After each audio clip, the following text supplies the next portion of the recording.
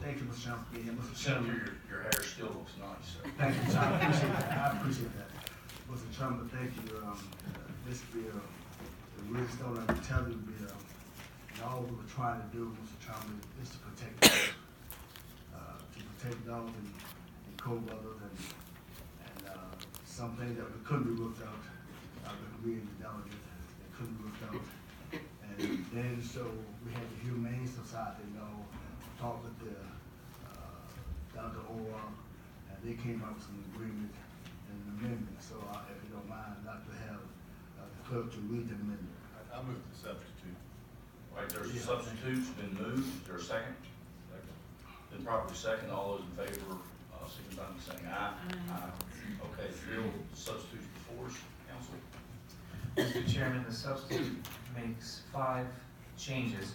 First, it takes out section 3.2-6503, which is the section that authorizes localities to enact ordinances that are in line with or more stringent than a code section. Then, second of all, it adds the language on line 32 through 35 about requirements for adequate shelter. Then third, it cuts the original language in the original bill about heat advisories and National Weather Service advisories and so on. That was around line 39 and has been cut. Then fourth, it adds the language on line 52 of the substitute about walking an animal on a leash. And finally, around line 55, it cuts a sentence saying that the tethering provisions of this section only apply to companion animals. Mr. Chairman. Mr. Chairman, I would say with the substitute, the senator's original intent only applied to animals on a tether and trying to protect them from weather extremes. With this substitute, we are now treating all dogs the same, whether on the tether or in the lot. I think, frankly, that the language existing in code saying that they should be protected from the effects of adverse weather covers it, but this does bring greater specificity as to how that is to be achieved, that there has to be a windbreak, whether a door on the house or a separate windbreak for the animal, and there has to be sufficient bedding to make sure that they can stay warm in cold weather. So I think it is consistent with his original intent, expands to now cover all dogs, and doesn't bring in some of the problems that the previous language brought, i.e. if you've got a heat advisory, you have to bring the dog in the house for a whole week while that advisory, things of that nature. So I commend the senator. Mr. Chairman, I do have one amendment, well, 2 amendments on line 47, and I think I mentioned these to the senator. They actually were brought up in the Senate committee on my bill. And that would be on line 47, strike 15 and insert 10. Wait a minute, Chair, Mr. Chairman, I'm sorry. I see what you're saying, but I was hoping that you would have met with the, what's his name? I have no problem with you, what you're saying, but I thought maybe that when I asked him to work it out with him, he came to me and said he had worked it out. So what you were saying, wait a minute, let me finish. I have no problem with that, but according to him, that you had worked it out with him, you were satisfied. So then the 2 amendments that you are now talking about, and I said to him, because I was not satisfied, but if you work it out and you were satisfied, I'm satisfied. And then the 2 amendments you're bringing out, I was hoping that you would have at least discussed it with him. I had no problem. You should have discussed it with him. If he was satisfied, then I would have been. And Mr. Chairman, if I may finish it, I'll explain why and give further clarification to that. Don't go far. Strike 15, insert 10, and strike 4, and insert 3. And I was saying, Mr. Chairman, that these were not part of my original legislation, but these were concerns that were brought to me once it got to the Senate. And these are actually reflective of one of the senator's amendments over there. It still, I think, strengthens that existing statute, because right now it says 3 times the length of the animal. This now puts in a minimum of at least 10 feet or 3 times, so it's If it's a very small dog, then we still have to have at least a 10-foot chain. The other concern that was raised was that a 15-foot chain is more subject to being wrapped around a tree and being dangerous to the dog. I'm bringing these forward not so much from me, but from folks who came to me with these concerns. In all deference to the senator, I think I mentioned these to Matt in passing. I may have not. I apologize if I didn't, Matt. But you did hear them over in the Senate. And to me, the legislation should not rise or fall on the acceptance of this amendment. That if this amendment is not accepted, I would still hope the bill would go forward, but I would propose that amendment in good faith. Mr. Chairman, before you go in, Mr. Chairman, to the committee, really, I really have some objections to the whole thing, but I do agree that there, because we're gonna have some protection of the dogs, and I do agree with that. And we agreed that he would talk with Delegate Orloff, and they worked it out. And he brought back to me what they worked out. And so I have no problem for it myself, but I'm saying, but because there was so wide difference on everything, and I know that we could not come to any kind of agreement, so we agreed that he would talk with Mr. Orloff. Delegate Orloff, I apologize. They will work it out. He came back to me and gave me, say, this is what we worked out, and both sides are satisfied. My only question is that 15 to 10 feet, that what have you, my only question is that Delegate Orloff should have discussed it with him yesterday. That's all. The two changes were made. I have no problem with it. But it's the animal control folks who want this bill done, and they know more about it than I do. And I say, well, work it out with the delegate, and when they have I will live and I keep my mouth quiet. So the only thing is that why in the world that he would not get yesterday and said change it. He made all the changes. Delegate Orloff should have gotten with him and made those changes yesterday. But if he said about it now, I'm still have to keep quiet. Delegate Orloff.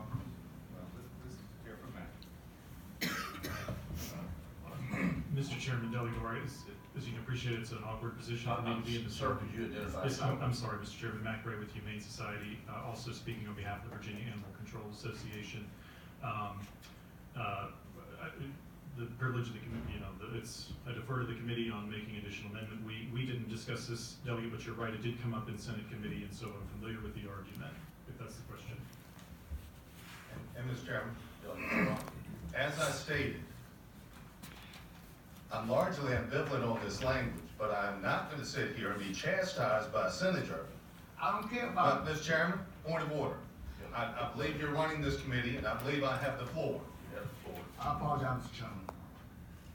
That I have acted in good faith. I have communicated with the senator from, I believe, the first week of session. We have tried to come to an agreement. The challenge we faced from the outset was we were just, I did not see any workable solution to the original language of his bill. The long and the short of that language would be if an animal in a heated situation where an individual is renting their house and they have a no pet provision in that, you were gonna have dogs turned over to animal control and have to be put down just because it was hot for a week or more. We could never come to an agreement. I reached out, I tried to find common ground as recent as last week. We met after the Senate had heard my two bills, killing one, sending the other forward. I offered suggestions to the Senate patron at that time. I believe he then contacted Mr. Gray, and Mr. Gray has kind of acted as an intermediary, and I am in complete agreement on everything that has come forward. And as I said, I brought forward this suggestion, not at my behest, but I felt in good faith because someone else had raised this concern, and it was an idea that was originally adopted in the Senate on my bill before they then subsequently killed the bill. So I don't care on this. I hope the bill will pass, but if this is going to be a rise or fall issue for the senator, then, committee, do as you will on that. Mr. Chairman, Okay, he suggests that they would accept the two amendments.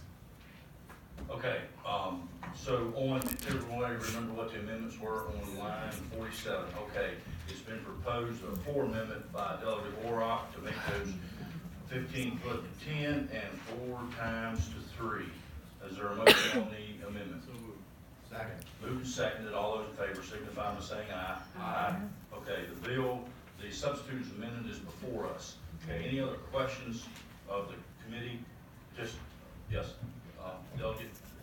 Just one question, and maybe this is for Delegate Orr, and so if my understanding is correct, your old language with regard to adverse effects and then exposure to, and so I think it was the exposure to that allows you to proactively help an animal before they actually experience the adverse effects, and so that is now taken care of with the properly shaded and the windbreak stuff, so that you're setting up a situation where you're likely to at least be free from that exposure. Is that my understanding?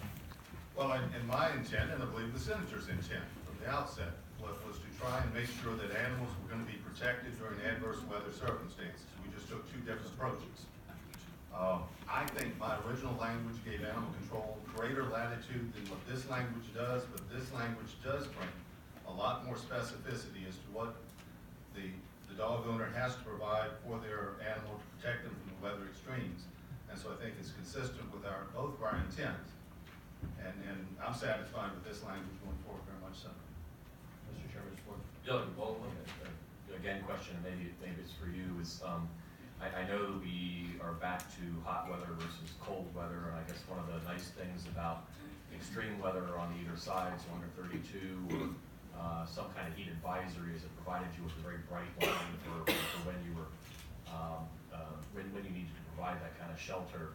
And I guess I'm curious how you look to see how this would pan out in terms of what's hot enough versus what's cold enough. Yes, sir. Mr. Chairman, again, Matt Gray with Humane Society and representing the Virginia Animal Control Association. Delegate, I think there's an ongoing debate that you hear a lot about between whether or not the law should be quite specific or whether more vague language is preferable. And it has been communicated clearly from the Animal Control Association, the folks in every Virginia community who will be enforcing this law, that they prefer the more vague language, that when you establish a very specific something, whether it's a temperature or weather watch or warning, that might it might deter their ability to enforce the law anywhere outside of that very specific temperature or warning.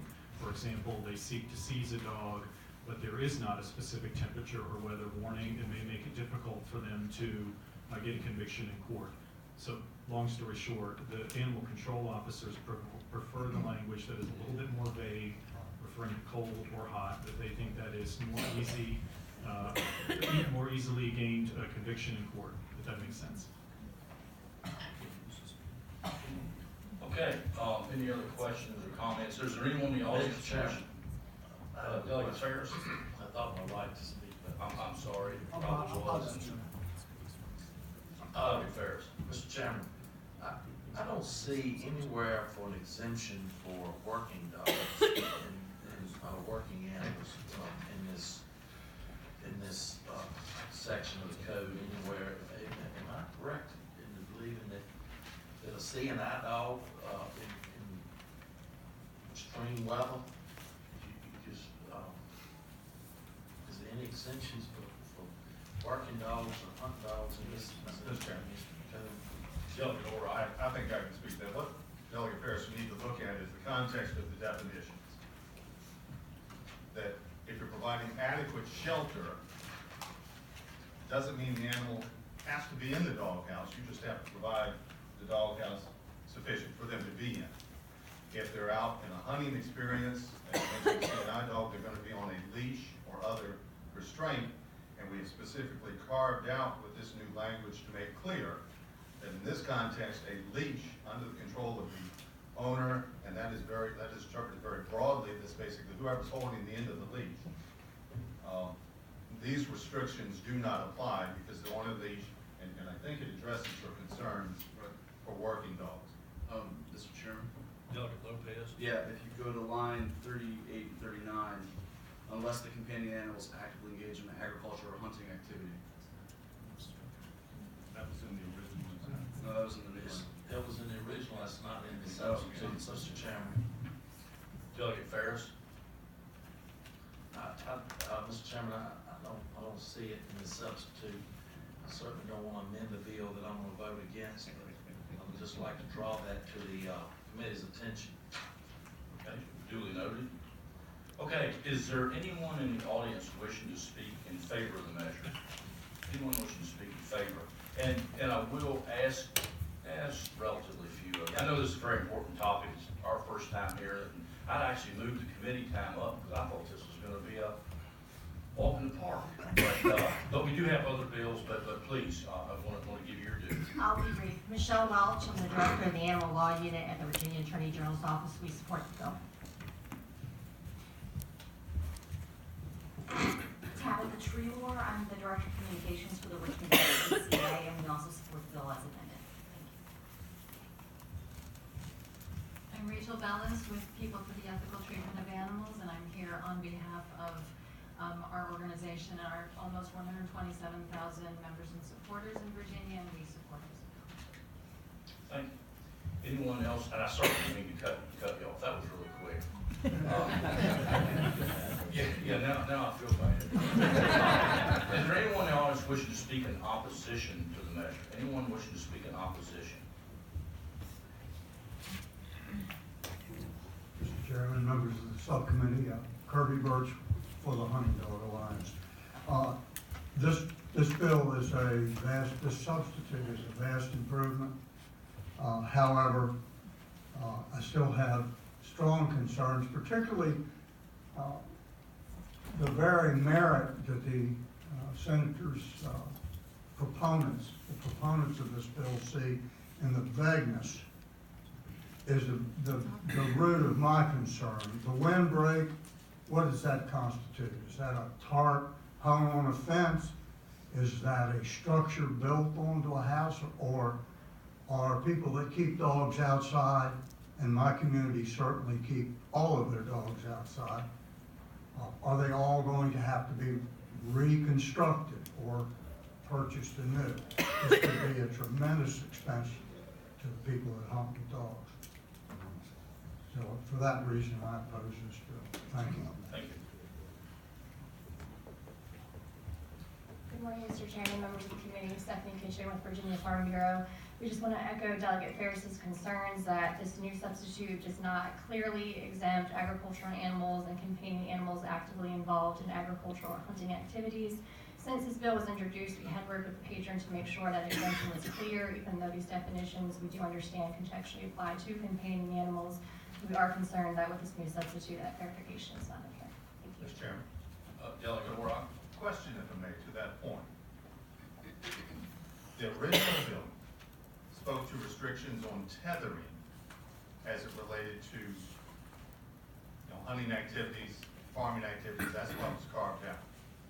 We have taken out any reference to tethering specific, and it now clearly just applies to an adequate shelter.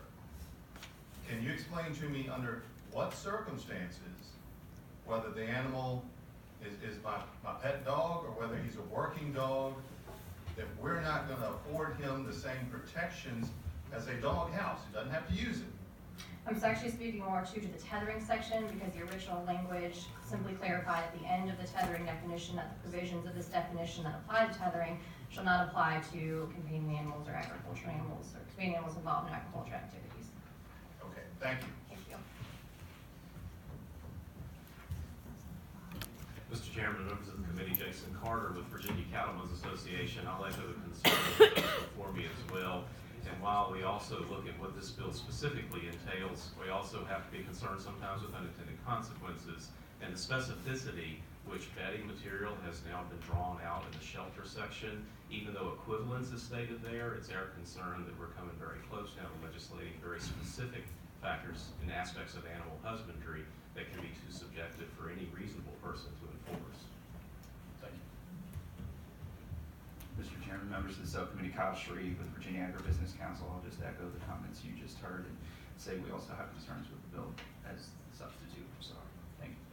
Okay, thank you. Okay, is there any further questions or comments of the committee? Mr. Chairman. Delegate Bloxton. Thank you, Mr. Chairman. I would like, the substitute is much better. I just want to, I'm going to support the measure. I'm just having problems thinking that we're going down a path, that this is really, in my view, an anti-poor person bill. I mean, we're going down the path where someone who goes to work and all of a sudden it gets hot outside could really find themselves in a bind because the ball shows up at 2 in the afternoon and they're at work, could really be in a pickle. And a lot of these people can't bring the dogs inside because they rent their houses, and or the trailer probably is hotter inside than it is outside. So, you know, I'm supporting this measure because I think it's cut down to the point that that's protected. But this path we're going down, it really concerns me. Thank you. Thank you, Delegate. Delegate O'Rourke. Mr. Chairman, I have a motion. I would move to recommend reporting the bill as amended. Mr. Chairman, that's a substitute motion. Okay, there's a substitute. That has not received a second yet on my Second. side. Okay. Yikes.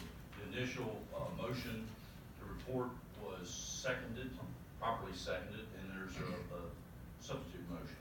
PBI. Second. Properly moved and seconded, PBI. I think that entitles discussion. Mr. Chairman. Delegate O'Rourke.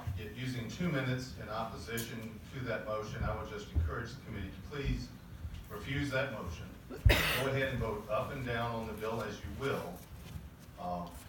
The policy embodied in this measure is the same policy that was in the 2 bills of mine we saw earlier this session that passed through on the floor of the House. I believe 70-something to, you know, whatever.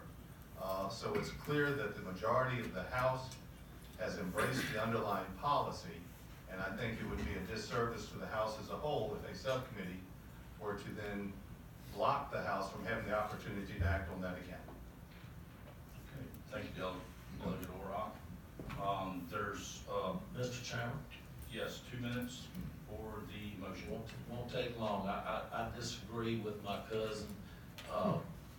This bill specifically leaves out working in agricultural animals, and I think it's very important to this state and agricultural industry that be specified. So I'd like to have more work done on this bill and bring it back to match with my cousins. Okay, thank you, Delegate Ferris. All right, there is a motion before us to, been properly seconded, to pass by indefinitely Senate Bill 1025, the substitute as amended. Please indicate your wishes on the voting board. Okay, the motion to pass by indefinitely fails, 4-6. Okay, so now we're back to the original motion to, I think that was the report, Delegate O'Rourke? Yep. Report 10025, the substitute as amended.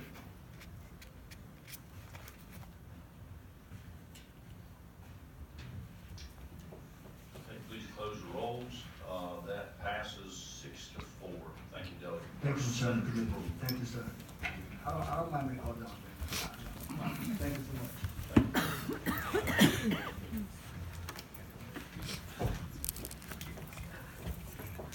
Okay, next before us, I don't see, yeah, there's Senator Hanger. Senator Hanger, Senate Bill 1328. Thank you, Mr. Chairman, members of the committee. Good morning. Morning. This bill deals with Stormwater Local Assistance Fund, and it would authorize the Department of Environmental Quality to authorize up to 20% of the funding for smaller localities that are currently unregulated, that's non-MS4 localities. And that's the essence of it. There are a few other tweaks about it in the grant application process. That's essentially what it does, and we're hoping to put a little more money in the fund this year. But this would steer a bit of this money in the Chesapeake and Rappahannock River areas to these smaller localities, up to 20% of those funding sources. And I believe there are people here from the administration that can speak to that if you need to, Mr. Chairman. Okay, yes, Doug Bullock. And so, first of all, thank you very much for the money for Stormwater Local Assistance Fund over in the Senate. We really, really appreciate that. And I just want to make sure as this is coming over from the Senate that my original understanding is the same. So it's permissive up to 20%. So That's correct. you could decide 5%, no percent, 15%, depending on what the needs are out there. And then there's the safe haven that even if they do allocate 20% and localities don't step up to the plate and use that, that gets put back into the SLAP for your other municipalities who may want to go ahead and use that. That is correct. I bet Andy Jennings couldn't have said that any better. All right, thank you. Okay, any other questions initially from the committee? Delegate Ware? Senator Hager, I know you, and I didn't hear all of your introduction because I had background. Right. I think you said this, that you have funding for this in the Senate budget. That's correct. Of course, and I'm not sure how much, we put 20 million in last year in the budget negotiations, and we put additional pots of money along, and we've worked over the years in terms of getting more efficiency, requiring a better return for our dollars invested in these programs. And DEQ's been working on that. Well, 10 million is what we put on the Senate side. And I'm sure you all have begun the conversations between the chambers. Do you know if the House Appropriations Committee has a similar amount, or is it? Don't believe so, but I'm hoping we'll end up with even more. Yeah. Thank you. All right, any other questions of the committee? Any? Yeah, just let me run up the flagpole, see, is there anybody out there? Mr. that Chairman, wishes- I have a question. Delegate Ransom? Is there any other, I guess, grant, that we work with that we don't, I would say that typically we accept, so I'm looking at, lines 50 through 58, where it says, or actually 53 through 58. Which numbers? 53 through 58. So it says, in developing such criteria, the department shall seek input from stakeholders, including Chesapeake Bay Commission, Chesapeake Bay Foundation, James River Association. So it just lists the different agencies that they're going to accept the criteria from. Do we typically do that? I can't speak to the broad areas. We do engage stakeholder groups, and specifically for this topic, we engage stakeholders in trying to develop, if you will, urban best management practices so we can get efficiencies from the dollars expended. So I think it's very helpful for that analysis from a diverse group of stakeholders that can say, yep, you spend $1 million there, it's going to be very, very helpful in the overall goal with our WIP program. Okay. Why wouldn't we, Mr. Chairman, Delegate Ransom? why wouldn't we ask members of like board supervisors? Mr. Chairman, I would say that we could, and in fact, in many, Virginia Association of Counties, the Virginia Municipal League would be the ones that are representing them, and so you would have some representation from them. And for a specific grant application, the person seeking the grant or the individual seeking the grant would come from that local government. Thank you, Mr. Chairman. Okay, is there anyone in the audience wishing to speak in favor of the measure? Anyone in favor? Good morning, Mr. Chairman, members of the committee. I'm Peggy Sander of the Chesapeake Bay Foundation. We support the bill. Mr. Chairman, Steve Carter Lovejoy with the Virginia Sierra Club, and we support the bill. Good morning, Mr. Chairman, members of the subcommittee. My name is Chris McDonald, representing the Virginia Association of Counties, and we do support the bill. Mr. Chairman, Anna Kelly with the James River Association, and we support the bill. Mr. Chairman, Pat Calvert, Virginia Conservation Network, we support the bill. Mr. Chairman, David Paler with DEQ. It's an administration bill aimed at really helping to maximize our bay cleanup, and we support the bill. Okay, anyone else in favor? Anyone in the audience in opposition to the bill? Anyone in opposition? Okay. Now, I will make a note, if we vote favorably to report it, it must be reported to appropriations and reported and referred to appropriations. Is there a motion? So moved. Okay. Moved and seconded to report and refer, Senate Bill, excuse me, 1328. All those in favor indicate so on the vote. Okay, close the rolls. That passes 9-0. Thank you, Mr. Chairman, members of the committee. Appreciate it. Okay, next up we have Senator Wagner. Thank you, Mr. Chairman.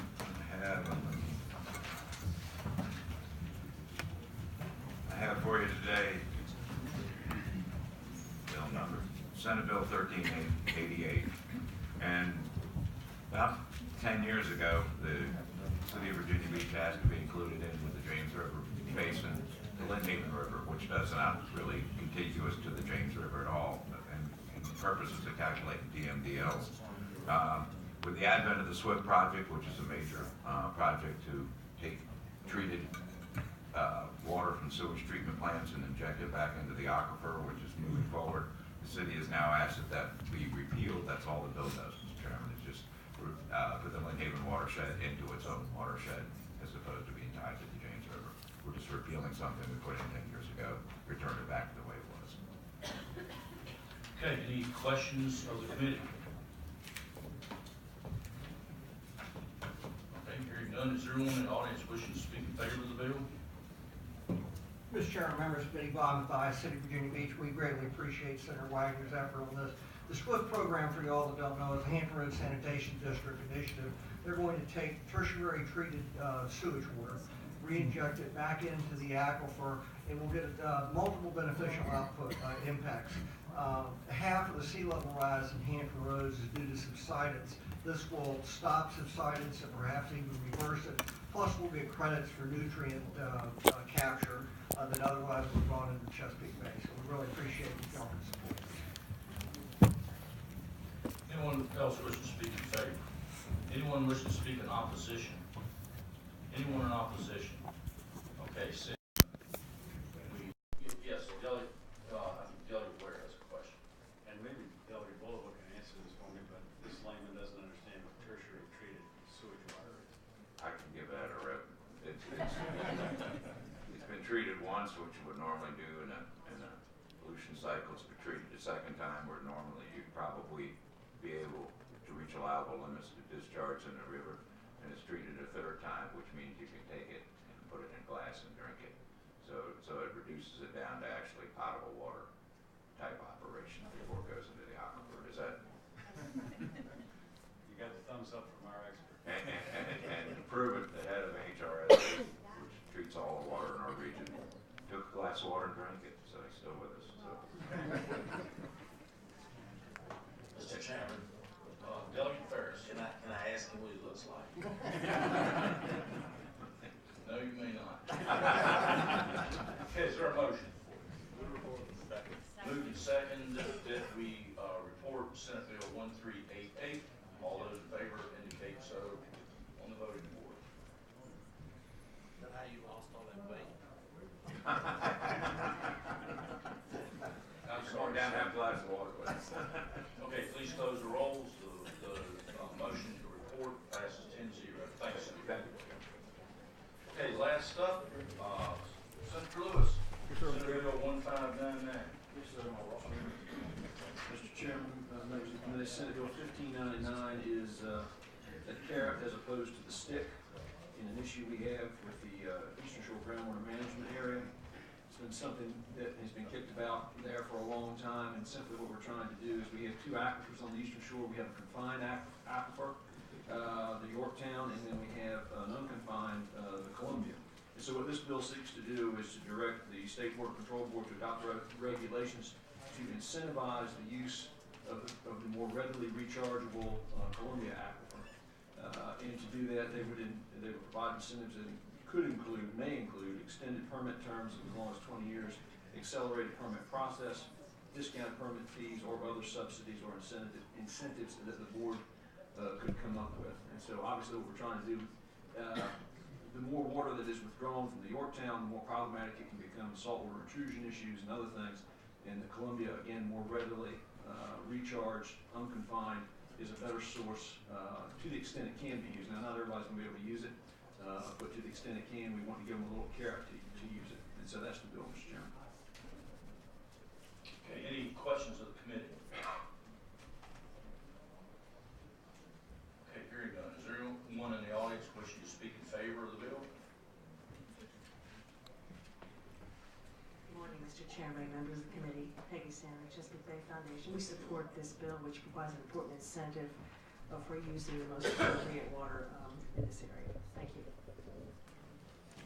Good morning, I'm Hobie Bowen with Virginia Poultry Federation, and we like this incentivizing approach. Thank you. Anyone else wishing to speak in favor? Anyone wishing to speak in opposition? If I could, Chair. Delegate Bullock. Just real briefly, because I see Director Paler out there, and so I know that this is permissive, but just want to make sure that the department is okay with having this incredible new power, and how you would intend to use it, if at all.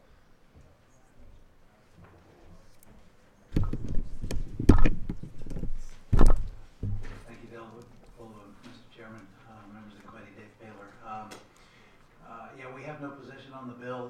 We understand the motivation behind it. It is clearly an aquifer that we've got to pay close attention to make sure that that it is protected. And I think more use of the Columbia is likely to be a good thing. So we're comfortable with that. No position. Mr. Chairman,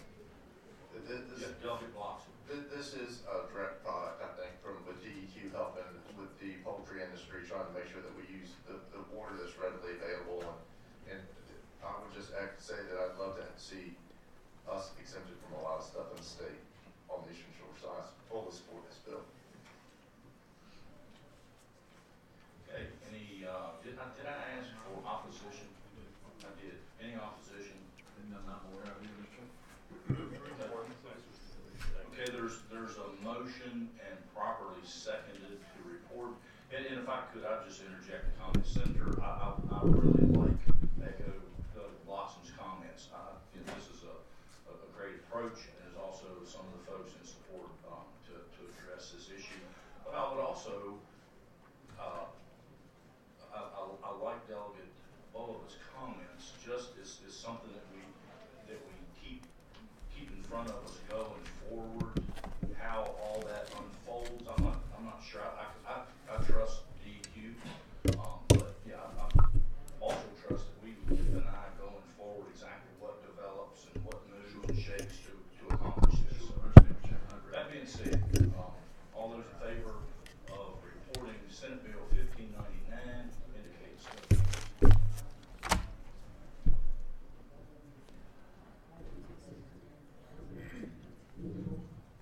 Okay, please close the rolls. 10-0, the measure, the motion to report